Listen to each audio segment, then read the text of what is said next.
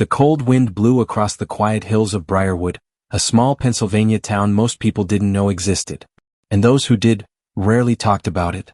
Not because there was anything special about it, but because of something that happened there 29 years ago. A disappearance. A girl. A case that hollowed out an entire community. Her name was Lily Harwood. 17. Honor student. Track star. Vanished on a fog-soaked night, without a trace. And the man who still carried her file like an unhealed wound was Detective Marcus Hale, now retired, 66 years old, and still haunted by every page of that folder. The story begins on the night he tried to let it go, and the night fate refused to let him. Marcus Hale sat alone in his old cabin, the fireplace crackling weakly. On the table before him sat the swollen, faded file marked Harwood, Lily, 1996. He had tried to burn it before, twice. Both times he couldn't do it. Tonight, he told himself, was different.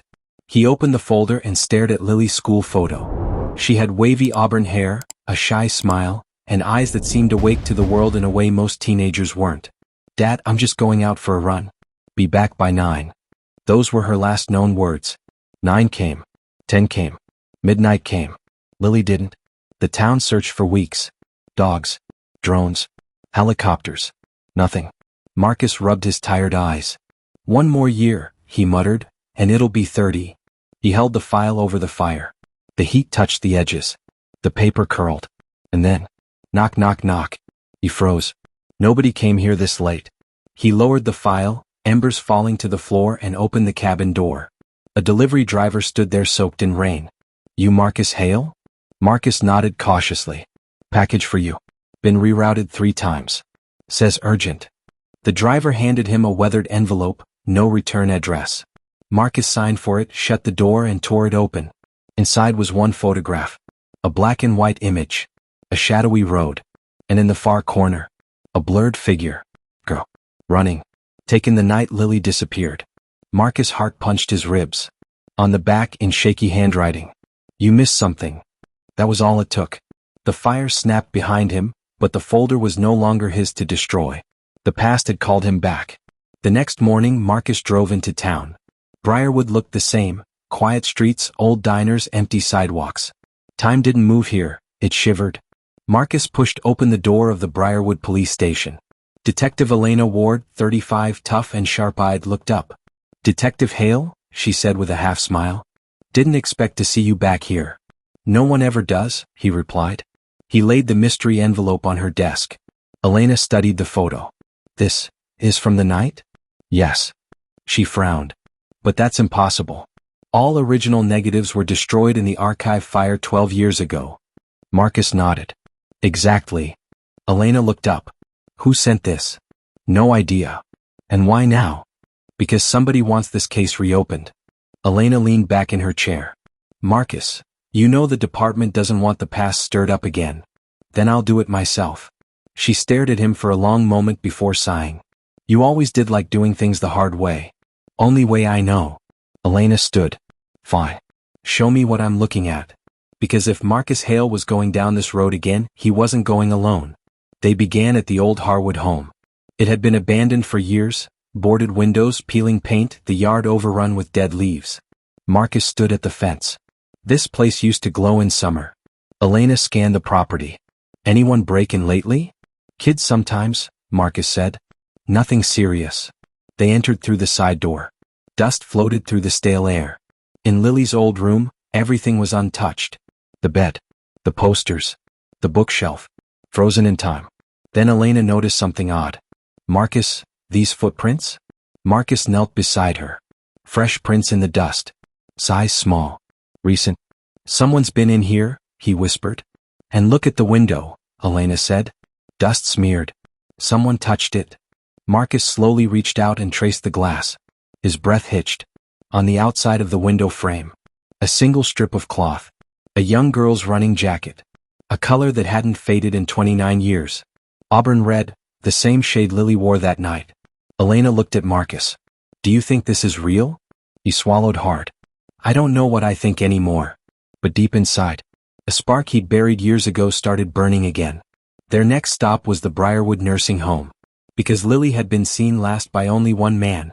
Harold Lindman, the town's night watchman in 1996. Harold was now 89, frail, memory slipping in and out. Marcus and Elena entered his dim room. "Harold," Marcus said softly, "we need to ask you about Lily Harwood." Harold's eyes drifted, then suddenly sharpened. "She was runnin'?" Harold whispered. "I saw her. Fog was thick. She looked scared." Marcus leaned forward. "Scared of what?" Harold's voice cracked. "He wasn't supposed to be there?" "Who, Harold?" Harold's gaze darted to the doorway. Then he whispered, trembling. "The man with the silver truck." Marcus stiffened. There was no record of any silver truck. "Harold," Elena pressed gently, "are you saying she got into that truck?" Harold shook his head violently. No, she ran the other way, toward the old quarry. I yelled for her to stop, but..." He began coughing, trembling. Marcus steadied him. "Harold, listen to me. What happened at the quarry?" The old man's mouth trembled. His voice dropped to a frightened whisper. "He followed her." "Who?" But Harold didn't answer. His eyes went empty again. The moment was gone. But the clue was not. Elena exhaled. "A silver truck? Why didn't this show up in any report?" "Because someone hid it," Marcus said. "And we just found the thread they didn't want unraveled." The Briarwood quarry had been shut down for decades, a hollowed-out scar in the earth. Marcus and Elena arrived at dusk. The air felt thick. "This place gives me chills," Elena muttered. "Good," Marcus replied. "Means we're getting close." They descended the rocky path. Marcus scanned the ground with a flashlight. Then something glittered near the water's edge. A metal fragment. Fresh. Clean. Not from the 90s. Elena picked it up. "Car part?" Marcus nodded. "Trim from a truck." Elena's eyes widened. "Silver truck." "We're not alone out here," Marcus murmured. Footprints, 2 sets, led toward a grove of trees. They followed them. The wind hissed through the branches like whispers. Elena's hand hovered near her holster. Then, a crack behind them. Marcus spun. Flashlight beam shaking. Silence. Only the wind. Elena exhaled shakily. "Something's off. Like we're being watched." "Not watched," Marcus said. "Hunted." They kept following the tracks until they reached a clearing. And there, on a tree trunk, fresh carving marks. A symbol Marcus recognized instantly. A triangle with a line through it. Lily carved the same symbol into her sketchbooks. Elena touched the marking. She was here. Marcus nodded slowly. 29 years ago, this was the last place she breathed. His voice cracked. Elena placed a hand on his shoulder. "We're closer than anyone ever was." Marcus swallowed. "Yes. And that means someone wants us to stop." Back in town, Marcus pored over files late into the night. Elena sat beside him, sipping cold coffee. "Silver truck," she muttered. "Who in 1996 owned one?" Marcus flipped through old vehicle registrations. 3 names. 2 easily eliminated. And 1. Marcus froze. "Elena, look at this." Name: Harlan Beckett. Occupation: Briarwood high maintenance worker. "He worked at Lily's school," Elena said. "Why wasn't he interviewed?" Marcus exhaled slowly. "I remember Harlan. Quiet. Always alone. Lived near the quarry." Elena squinted at the page. "There's a note here. Looks like the report was altered." Marcus found a torn edge. Someone had removed a page. A name. A statement. Something buried. Elena's eyes darkened. "Marcus, this was a cover-up." Marcus stood abruptly. "We're visiting Beckett. Now." Harlan Beckett lived in a decaying farmhouse at the edge of town. The porch sagged. Shingles peeled. No vehicle in sight. Marcus knocked sharply. No answer. Elena tried the door. Unlocked. They stepped inside. The smell of damp wood and decay filled the air. The living room was cluttered with old newspapers. All about Lily's disappearance. Elena whispered, "This is obsession?" Marcus pushed deeper into the house. Down a narrow hallway. To a locked door. He rammed it open. Inside. The room. Walls covered in photos. Every one of Lily. Running. Laughing. School events. Yearbook pages. Elena gasped. He watched her. He stalked her, Marcus corrected. But one detail froze him. A recent photo. Taken within the last year. "Marcus," Elena whispered shakily. "This can't be Lily. She'd be 46. Marcus's throat tightened. "It's not her." "Then who is it?" Marcus stared at the picture. A teenage girl with auburn hair jogging through the woods. "The resemblance," Elena murmured. Too close. Too deliberate. Marcus turned the photo over. On the back. Same place. Same mistake. And suddenly, everything clicked. This isn't about Lily anymore, Marcus whispered. He's hunting her ghost. Her name was Mira Collins, age 16. Lives 2 miles from the Harwood house. Runs the same forest trail Lily used to run. Marcus and Elena sped to her address. Her mother answered, terrified. Mira? She left an hour ago for her run. What's happening? Marcus's heart dropped. He exchanged a grim look with Elena. She's retracing Lily's route, Elena whispered. And someone wants history to repeat itself, Marcus finished. They raced toward the forest trail. Lights off. Sirens silent. When they reached the entrance, the fog was thick. Just like that night in 1996. Mira. Elena called. No answer. They made their way deeper. Branches snapped in the darkness. Marcus's breath puffed in the cold air. Then they heard it. A scream. Faint. Cut off too quickly. Mira. Marcus shouted, sprinting. They reached a clearing. And there she was, struggling on the ground. A man standing over her, dragging her toward a truck. A silver truck. Harlan. Marcus yelled. The man froze. Turned slowly. His face pale, twisted. Well, Harlan whispered, you finally figured it out. Elena drew her weapon. Step away from her. But Harlan only smiled. A girl running into the woods. A man following. Nobody cares until she's gone. Same story. Over and over. Marcus stepped forward. What did you do to Lily? Harlan's eyes flickered with something between madness and satisfaction. I didn't have her long, he murmured. She was strong. Fast. Fought back. But they never found the place, did they? Marcus's blood ran cold. Where is she? Harlan smirked. Right where she fell. He moved suddenly.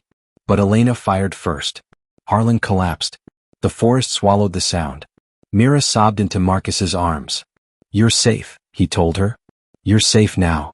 Backup arrived minutes later. Mira was taken to safety. Harlan's lifeless body was covered. But Marcus wasn't done. He grabbed a flashlight and followed the direction Harlan had pointed, searching through the underbrush. Elena caught up to him. Marcus, wait, what are you doing? He didn't answer. He walked deeper. Past thorn bushes. Past broken branches. Until he reached a narrow pit covered by roots and leaves. He knelt. Brushed the debris aside. And then he found it. A shoe. Weather-worn. A size Lily had worn. Then bones. Small. Fragile. Elena covered her mouth. Oh God. Marcus's eyes filled. He closed them.